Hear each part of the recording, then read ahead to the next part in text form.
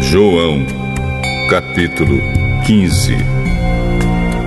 Senhor, nosso Deus, nosso Pai, em nome de Jesus, somos gratos a Ti, Senhor, por mais esta oportunidade que o Senhor nos concede de estarmos aqui meditando na Tua palavra. Somos gratos a Ti pela Tua bênção, pela Tua graça, pela saúde que tem nos dado, Senhor, pela Tua provisão, a qual o Senhor tem abençoado, Senhor, os nossos lares, as nossas mesas, não tem faltado pão. Somos gratos a Ti por tudo, Senhor. Continua abençoando o Teu povo, dando saúde e repreendendo todo o mal.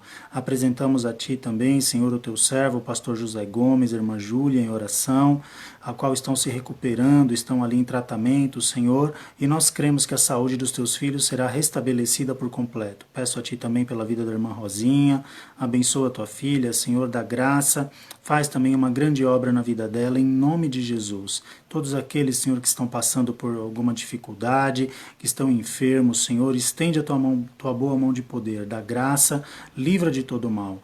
Ajuda-nos também agora, Senhor, a meditarmos na Tua palavra, nos capacita, nos dá graça para que o Teu nome seja glorificado. Assim nós oramos e já Te agradecemos no nome santo de Jesus. Amém. Glórias a Deus. Só para dar alguns avisos aqui para os irmãos antes da gente começar a meditar na palavra.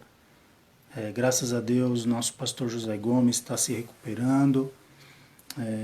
Nós tivemos notícia dele hoje pela manhã, ele está ainda no hospital, está internado, mas está bem, está tendo uma boa recuperação, está ainda lá sob cuidado médico, tomando medicação, mas o quadro dele está melhorando cada dia, graças a Deus. A irmã Júlia está em casa, ela não precisou ser hospitalizada e ela também está se tratando em casa. E nós vamos continuar intercedendo pelos nossos irmãos, amém?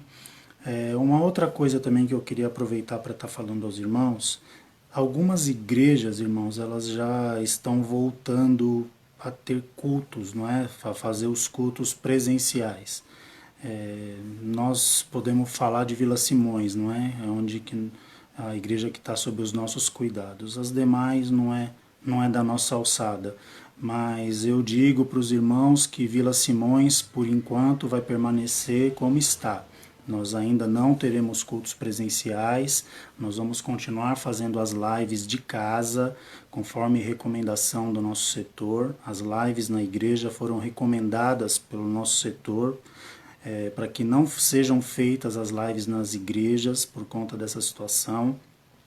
Nós estamos vivendo um tempo ainda pior do que quando começou, né, a pandemia. Hoje a situação ainda está pior. Nós temos tido aí notícias de muitos irmãos que estão sofrendo com essa enfermidade, muitos perderam a vida, então não é tempo de nós retomarmos ainda os cultos presenciais, tá? Então, se o irmão vê igreja A, igreja B ou igreja C fazendo culto presencial, cada um sabe de si. Por enquanto, conforme recomendação setorial, nós não estaremos fazendo os cultos presenciais neste momento. Vamos continuar com as nossas transmissões, como a gente tem feito desde o início. Amém? Nós vamos estar meditando um pouquinho na palavra do Senhor. Gostaria de convidar os irmãos a abrirem suas Bíblias. Evangelho, segundo escreveu São João, capítulo 15, nós vamos ler a partir do versículo 9. Evangelho de Jesus Cristo, conforme escreveu São João, capítulo 15, a partir do versículo 9. Diz assim: Como o Pai me amou, também eu vos amei a vós. Permanecei no meu amor. Se guardardes os meus mandamentos, permanecereis no meu amor. Do mesmo modo que eu tenho guardado os mandamentos de meu Pai e permaneço no seu amor. Tenho-vos dito isso para que a minha alegria permaneça em vós e a vossa alegria seja completa. O meu mandamento é este, que vos ameis uns aos outros, assim como eu vos amei. Ninguém tem maior amor do que este, de dar alguém a sua vida pelos seus amigos. Vós sereis meus amigos, se fizerdes o que eu vos mando. Já vos não chamarei servos, porque o servo não sabe o que faz o seu senhor. mas tenho-vos chamados amigos, porque tudo quanto ouvi de meu Pai vos tenho feito conhecer.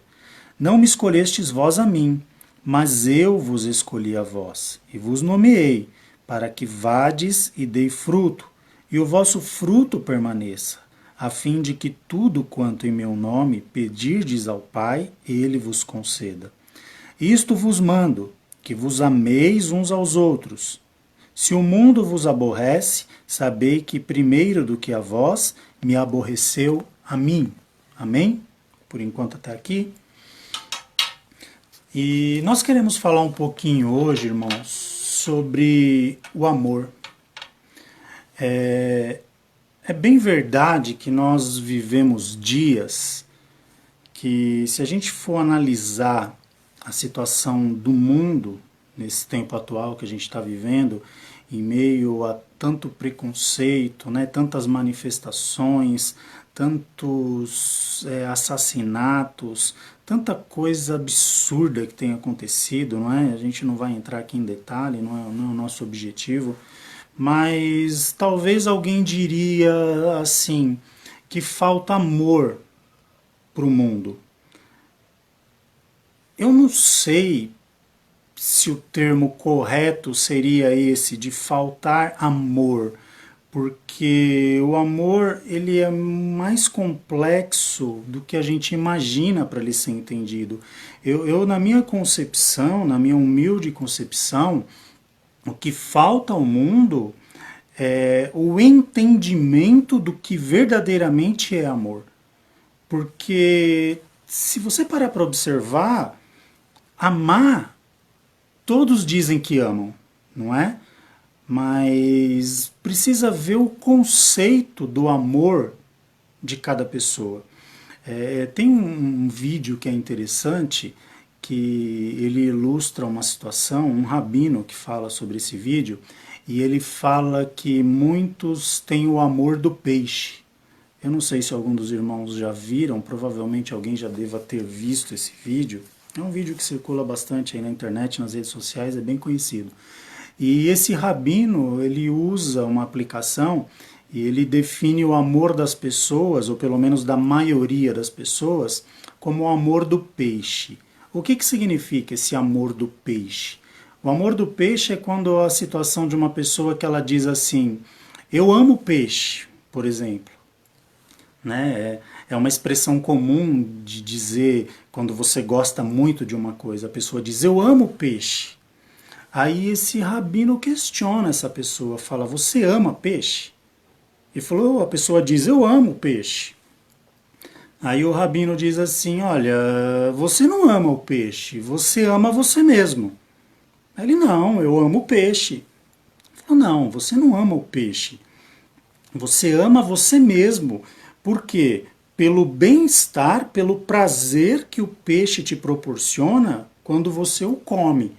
Porque se você amasse o peixe de verdade, jamais você tiraria o peixe da água, jamais você mataria o peixe, jamais você levaria o peixe ao fogo para prepará-lo para depois comer. Então, quer dizer, você não ama o peixe, você ama você mesmo. E você acha que você ama o peixe por questão do teu bem-estar, do teu prazer pessoal. E a gente parando para analisar, isso é uma verdade, porque muitas pessoas quando dizem que amam, o amor delas é semelhante a esse amor do peixe, na verdade. Na verdade, a pessoa não ama alguém ou alguma coisa, ela ama a ela mesma. Então, por isso que o mundo hoje carece tanto de amor, porque o mundo não tem uma concepção correta do que é o amor, não é? E nós vemos aqui Jesus, né, numa passagem muito conhecida, um trecho muito conhecido aqui de João 15, quando ele diz, né, que como o Pai me amou, também eu vos amei a vós, permanecei no meu amor. E ele diz assim, ó, se guardardes os meus mandamentos, permanecereis no meu amor, do mesmo modo que eu tenho guardado os mandamentos de meu Pai e permaneço no seu amor. Então, eu quero meditar um pouquinho com os irmãos essa noite nesse tipo de amor de Deus. Que amor é esse, não é? Que amor é esse amor de Deus, que ele se manifesta a nós dessa forma tão maravilhosa? Se a gente analisar um pouquinho os termos gregos de amor, não é? Existem vários termos de várias questões para amor, o amor fileu, o amor storge, o amor eros, mas aqui quando Jesus menciona esse amor de Deus, ele fala do amor, nós usamos um termo que é incorreto, né? Nós falamos amor ágape, mas o termo correto não é ágape, seria agape, né? A palavra correta, porque grego não tolera proparoxítona. Esse ágape foi uma adaptação do português que nós fizemos. Mas o correto de falar seria amor agape, né? Por quê? Porque esse amor, ele retrata o amor de Deus para conosco. O amor aqui, o agape, né? O ágape, como a gente está acostumado a falar, ele retrata o amor de Deus para conosco. E é esse o sentido do amor que as pessoas desconhecem, que as pessoas não entendem, que as pessoas têm dificuldade de entender. Porque se a gente for ver o padrão bíblico a respeito do amor, o amor, de acordo com a Bíblia, ele não é um amor egoísta. Muito pelo contrário, é um amor que se doa.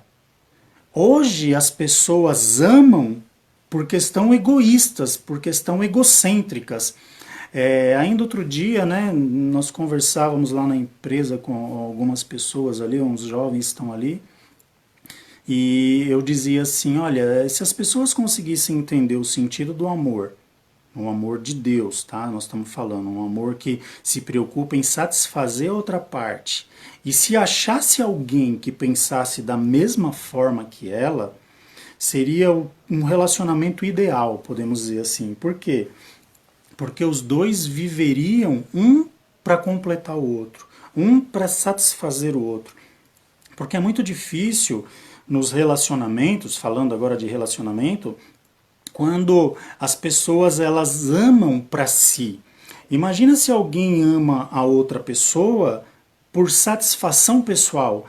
Eu amo o meu cônjuge porque eu me deleito no meu cônjuge, ou porque eu me satisfaço no meu cônjuge. Ou seja, veja que é um amor egoísta. Na verdade, você não ama o seu cônjuge, você ama o que você pode obter através da vida da pessoa.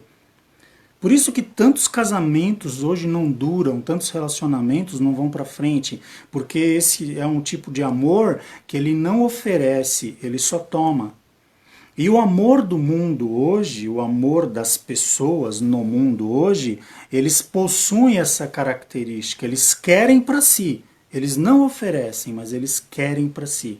Por isso que o mundo ele é tão carente de amor. Por isso que o mundo não compreende a questão do amor bíblico, do amor de Deus, um amor que se doa, um amor que oferece algo ao próximo e não que pensa somente em tomar. Lembra da história do amor do peixe, que eu falei agora há pouco no começo? É aquela pessoa, eu amo o peixe. Por que ela ama o peixe? Porque ela ama o peixe de verdade? Não. Ela ama o peixe porque ela se satisfaz comendo peixe. Então as pessoas amam porque se satisfazem com alguma coisa, não porque verdadeiramente elas se preocupam, não é? Um tempo atrás nós fizemos um encontro de casais, promovido por uma igreja, a Igreja Batista, nós participamos, né, há uns anos atrás, e ali um palestrante falava sobre a linguagem do amor. Então, o amor ele tem algumas linguagens particular, né, que é o cuidado, que é o afeto, que é a preocupação. É fácil dizer eu te amo, não é? É fácil você falar que ama alguém, mas você demonstrar isso em cuidado, em afeto, em preocupação, em zelo, quer dizer, aí já é uma outra questão. Talvez a pessoa não diga, mas a pessoa demonstre isso com atitudes, não é? Com ações. Então, tudo isso leva em conta. Mas o fato é que nós vivemos um tempo hoje em que esse amor de Deus, ele está em falta. As pessoas não têm ciência, ou as pessoas não têm um conhecimento, elas não sabem o significado legítimo do amor. como eu falei, as pessoas, nós vivemos hoje em tempos que as pessoas são cada vez mais egoístas, não é? É, as pessoas buscam parceiros perfeitos, esteticamente falando, vamos dizer assim, com corpos perfeitos, aquela pessoa sarada, né, como dizem, com um corpo ali escultural, seja homem, seja mulher. Quer dizer, por quê? Porque ela quer se beneficiar, ela não está preocupado em satisfazer no sentido de preencher, de oferecer algo para aquela pessoa, mas ela quer se beneficiar por aquela situação. E isso, se a gente parar para analisar, não é um amor bíblico, não é um amor de verdade. Isso pode ter N nomes, paixão, a pessoa pode estar com afeição. A paixão dura pouco, paixão é uma coisa carnal, né? É um desejo, é uma atração carnal que não dura em si mesmo. Se a nossa vida fosse regida pela paixão, então, por exemplo, quando a pessoa ela adquire uma certa idade, que ela muda a sua fisionomia, o seu aspecto, a idade chega, a gente vai mudando, o nosso corpo vai mudando, então aí perderia o encanto. O que acontece com essas pessoas que se amam a vida toda? É porque elas descobriram o amor verdadeiro, não é? Então aqui Jesus ele está falando uma questão de amor. Veja bem, quando ele diz aqui no versículo 11, ó, tenho-vos dito isso para que a minha alegria permaneça em vós e a vossa alegria seja completa. Por que tem tantas pessoas que não possuem alegria em si e a alegria delas não está completa? Porque elas não descobriram esse amor de Deus. Elas não descobriram o que é esse amor de Deus na vida delas. E Jesus ele vem seguindo aqui, instruindo. Ó, o meu mandamento é este, que vos ameis uns aos outros, assim como eu vos amei. Alguém sabe aqui, já parou para pensar como Deus te amou? A maneira que Deus nos ama? Eu costumo usar uma ilustração, de vez em quando eu falo isso na igreja, e assim, eu acho que retrata bem essa questão, tá? Tudo que a gente for usar para tentar explicar o amor de Deus não vai ser suficiente, porque a própria Bíblia não define o amor de Deus. Tanto que se nós pegarmos lá o texto áureo da Bíblia, né, João 3,16 diz, e Deus amou o mundo de uma tal maneira que deu o seu único Filho para que todo aquele que nele crê não pereça, mas tenha a vida eterna. Por que ali nós vemos a palavrinha ali, Deus amou o mundo de uma tal maneira? Ou seja, uma maneira que vai além da nossa capacidade de entender. Não existe uma palavra em língua inteligível, vamos dizer assim, que pudesse definir o amor de Deus para nossa total compreensão. Não existe uma palavra que traduza o amor de Deus para nossa total compreensão, não é? Que pudesse traduzir o significado. Qual que é a expressão máxima do amor de Deus? Se a gente fosse usar uma palavra, sabe o que eu diria? Jesus. Então, nós não temos assim como entender a grandeza deste amor, não é? Por completo. Mas eu costumo usar essa ilustração que eu falei há pouco, que eu acho que exemplifica bem, para a gente compreender o que é o amor de Deus de verdade. Então, veja, é uma ilustração, tá? Eu vou falar aqui, é uma ilustração, é um exemplo, tá? Como se fosse uma parábola, vamos dizer assim. Havia um casal, e esse casal, eles namoraram, se apaixonaram, namoraram tal, e passou um tempo, eles se casaram, e eles tinham um objetivo em comum, tá? O casal tinha um objetivo em comum, eles queriam ter um filho. O sonho da vida desse casal era ter um filho. O projeto de vida deles era ter um filho. Né? Assim como muitas pessoas se casam, têm projetos, tal, quero uma casa, quero isso. Esse casal em particular, o projeto deles era ter um filho. E esse casal, eles passam um tempo, né, que eles se casaram, a mulher engravida, o sonho ali vai tomando forma, né, o casal vai acompanhando os meses de gravidez ali passando, a mulher, a barriga crescendo, desenvolvendo dentro do ventre da mãe, e eles vão vendo aquele sonho deles se tornando uma realidade. Chega o tempo certo, aquela criança nasce, não é? E após o nascimento da criança, é aquela alegria, e o casal tem um filho, um menino, né? E eles se regozijam muito com o nascimento daquela criança. Dentro das suas condições, eles procuram oferecer o melhor que eles podem para aquela criança. Vão lá, mobiliam um quarto daquela criança com o melhor que eles podem fazer, e cuidam daquela criança com tudo aquilo que eles podem oferecer, e investe no estudo. O tempo passa, a criança começa a crescer, aquela criança vai estudar na escolinha, e aquele casal procura uma boa escolinha para pôr aquele filho. Por quê? Porque ali está o projeto de vida daquele casal. Aquela criança é o projeto de vida daquele casal. E aquela criança vai se desenvolvendo, e os pais acompanhando de perto, procurando sempre ali oferecer o melhor que eles podem em questão de educação, em amor, em carinho e atenção. E a criança, ela é o centro da vida daquele casal. E o tempo passa, a criança já se torna agora um adolescente, os pais com todo aquele cuidado, que só os pais sabem os cuidados, né, dos filhos, que nós devemos ter com os filhos na adolescência.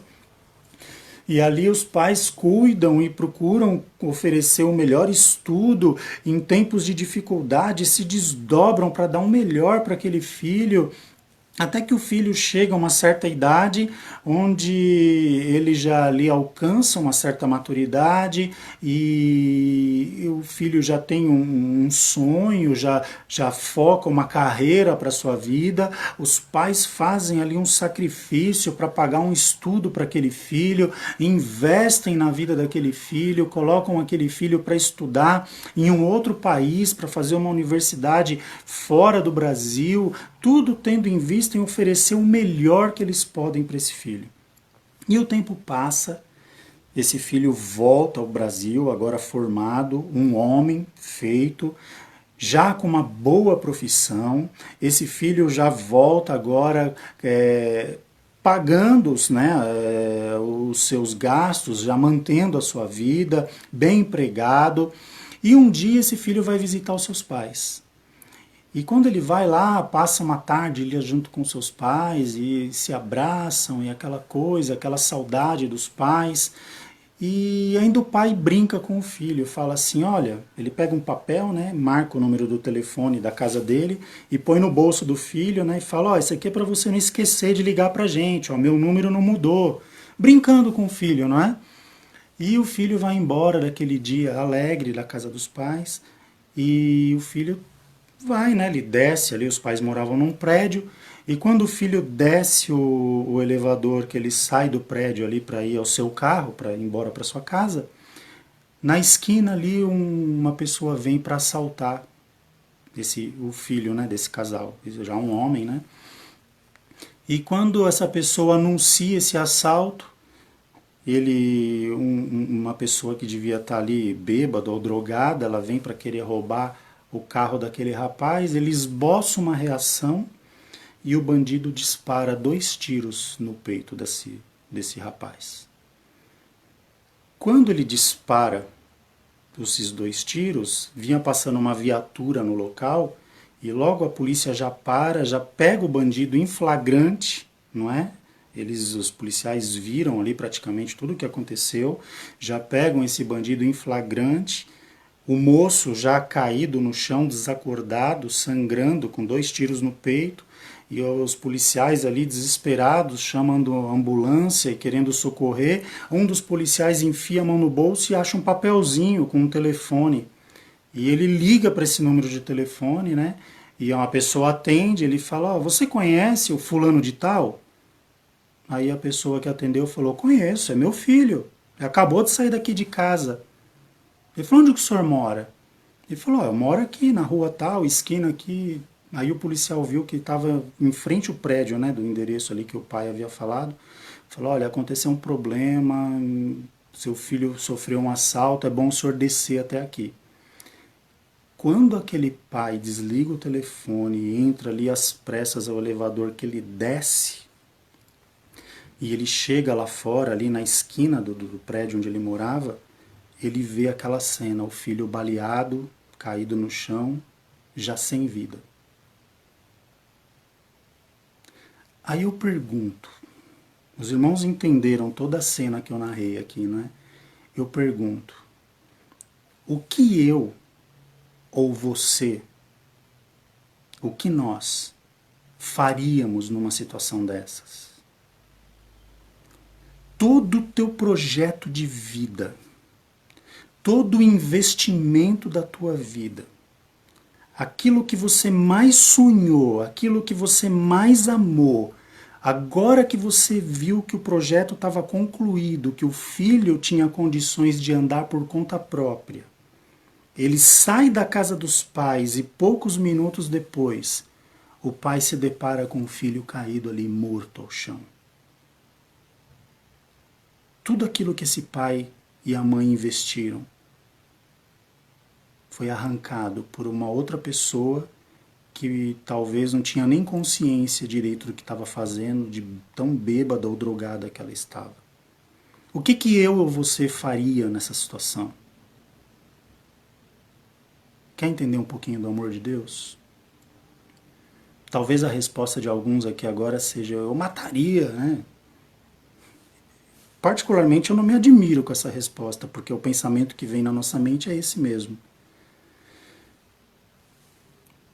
Mas sabe o que esse pai faz com esse bandido quando ele vê o filho caído no chão e ele vê aquele bandido ali ainda sendo segurado ali pelos policiais, mal entendendo o que havia acontecido, o que ele havia feito, e esse bandido é levado para a cadeia? O pai desse menino, desse moço que morreu, vai até o presídio e lá dentro ele abraça esse bandido e ele fala, olha, você tirou meu filho de mim, mas eu vou cuidar de você. Eu vou colocar você no lugar do meu filho. E aquilo que eu fazia pelo meu filho, eu vou fazer a partir de hoje por você. Talvez a gente ouvindo assim, todos nós diríamos, isso é impossível, jamais eu faria isso, ou jamais alguém faria isso. Mas se a gente parar para analisar, lembre-se que eu estou dizendo toda essa história para querer exemplificar para vocês, para todos nós, o que é o amor de Deus. Não foi exatamente o que Deus fez por nós? Para pensar. Deus ele envia Jesus para pagar os meus e os teus pecados. Deus ele enviou o melhor que ele tinha. Deus ele enviou o melhor que havia para ser enviado.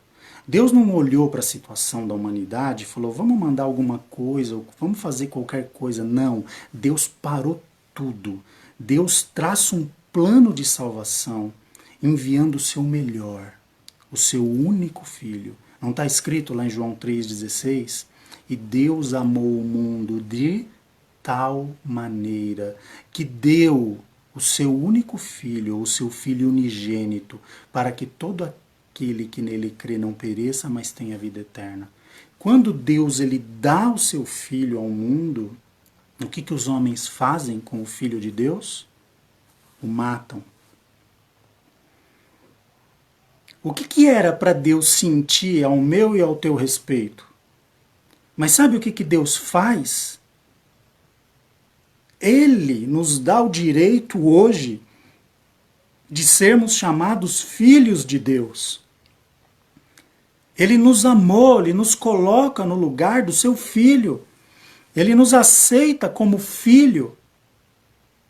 Veja a dimensão do amor de Deus. Veja a dimensão do amor de Deus para conosco. Por isso que quando eu digo que o que falta para o mundo não é simplesmente o amor, o que falta ao mundo é entender a dimensão do amor de Deus para conosco. Um amor que não condena, um amor que não julga, um amor que não joga fora, um amor que abraça, um amor que acolhe, um amor que traz para si, um amor que cura, ainda que nós sendo inimigos, Deus ele tem nos amado, ainda que a gente estivesse numa posição de inimigos. Por isso que as pessoas muitas vezes não têm essa alegria completa em si mesmas, porque elas não entendem o amor de Deus e elas não sabem a dimensão do amor de Deus para a vida delas.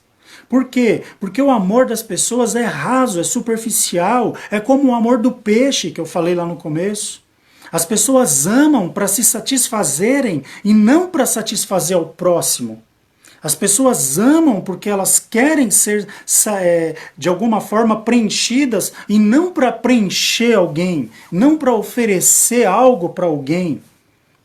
E esse é o sentido do amor verdadeiro. Esse é o sentido de um amor de verdade. E Jesus ele diz aqui, olha, ele vem dizendo no versículo 13, ninguém tem amor, maior amor do que este, de dar a alguém a sua vida pelos seus amigos. Ou seja, Jesus ele se sacrifica por nós, ele dá a sua vida por nós, ele paga o preço a qual ele próprio era inocente para que eu e você tivesse paz, para que eu e você pudesse ser amado de Deus, para que eu e você pudéssemos ser feitos filhos de Deus. E no 14 diz, vós sereis meus amigos, se fizerdes o que eu vos mando. Já vos não chamarei servos, porque o servo não sabe o que faz o seu senhor, mas tenho-vos chamado amigos, porque tudo quanto ouvi de meu Pai vos tenho feito conhecer. Dá para imaginar a dimensão do amor de Deus, irmãos? O amor de Deus, ele não espera nada em troca, ele oferece, ele é pronto para oferecer. As pessoas acham que amar é você encher de presente, é você bajular, é você fazer N coisas. Não, você amar é você se doar, é você oferecer, é você querer o bem-estar do próximo, é você se preocupar com o bem-estar do próximo. E se a pessoa pensar igual a você, essa união ela tem tudo para ser perfeita. Porque um não vive para si, um vive para o outro e vice-versa, não é? Imagine se um casal, por exemplo, um pensasse, olha, eu vou agradar o meu cônjuge, eu vou levar o meu cônjuge num restaurante para comer a comida que o meu cônjuge gosta. Quer dizer, ele está renunciando a, por exemplo, comer aquilo que ele gosta para satisfazer o cônjuge. Em contrapartida, o cônjuge depois retribui da mesma forma. Esse casal vai ser feliz. Agora imagina se fosse um sentimento egoísta. Não, eu quero ir ao restaurante porque eu gosto de comer tal coisa. A minha esposa não gosta muito, mas problema dela. Eu vou comer porque eu gosto e eu quero estar bem. Veja que isso aí é um amor egoísta. É um amor que só quer tomar para si. É um amor que só quer para si e não oferece. Não é? O amor de Deus, a Bíblia deixa claro aqui, para a gente já caminhando para o fim, alguns parâmetros do amor de Deus. E a gente muitas vezes está longe de entender esse significado. Porque quando nós entendemos o amor de Deus, fica fácil para a gente partilhar isso com o próximo, seja com o cônjuge, seja com os filhos, seja com o próximo de uma maneira em geral. E aqui a Bíblia ela dá alguns parâmetros sobre esse amor, na primeira epístola aos Coríntios, capítulo 13, e veja bem, eu vou ler aqui alguns versículos, a partir do primeiro, para a gente estar bem embasado, e diz assim, 1 aos Coríntios 13, 1 em diante, ainda que eu falasse as línguas dos homens e dos anjos, e não tivesse caridade, aqui onde nós lemos caridade, entenda-se no lugar amor, tá? Que é a mesma tradução, caridade para amor. Eu vou falar amor para ficar dentro do contexto que nós estamos dizendo. Ainda que eu falasse as línguas dos homens e dos anjos e não tivesse amor, seria como um metal que soa ou como o sino que tine. Ainda que eu tivesse o dom de profecia e conhecesse todos os mistérios e toda a ciência, ainda que tivesse toda a fé, de maneira tal que transportasse os montes e não tivesse amor, nada seria. Ainda que distribuísse toda a minha fortuna para sustento dos pobres, e ainda que entregasse o meu corpo para ser queimado, e não tivesse amor, nada disso me aproveitaria. O amor é sofredor, veja os egoístas, né? que pensam que o amor só toma para si. Não, o amor ele é sofredor. O amor é benigno. O amor não é invejoso. O amor não trata com leviandade, não se ensoberbece, não se porta com indecência, não busca os seus interesses, não se irrita e não suspeita mal.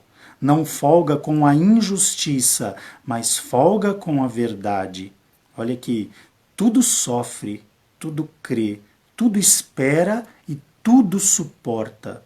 O amor nunca falha, mas havendo profecias serão aniquiladas, havendo língua cessarão, havendo ciência desaparecerá. Porque em parte conhecemos, em parte profetizamos. Mas quando vier o que é perfeito, então o que é em parte será aniquilado. Veja, aquele que pensa que o amor é para satisfazer, que o amor é para beneficiar, está totalmente equivocado. O sentido do amor de Deus, o amor é sofredor. Já parou para pensar quantas vezes nós magoamos a Deus? Quantas vezes nós decepcionamos a Deus? Quantas vezes nós pecamos contra Deus? E nem por isso Deus deixa de nos amar. Por quê? Porque Deus sofre nos amando. Deus sofre nos amando. O amor é sofredor. O amor é benigno. Ele não suspeita mal, ele não deseja vingança, não deseja o mal da pessoa. Não, antes ele tudo sofre, ele tudo suporta, ele tudo crê, ele tudo espera. Isso é o sentido do amor de verdade. E vejam, diante de tudo isso que eu estou dizendo, que a nossa, quando eu digo nossa, né, eu estou dizendo que a visão no geral do amor, pela uma ótica do mundo, ela é totalmente equivocada. Por isso que nós vemos tantas pessoas amantes de si mesmos, como a Bíblia diz, não é?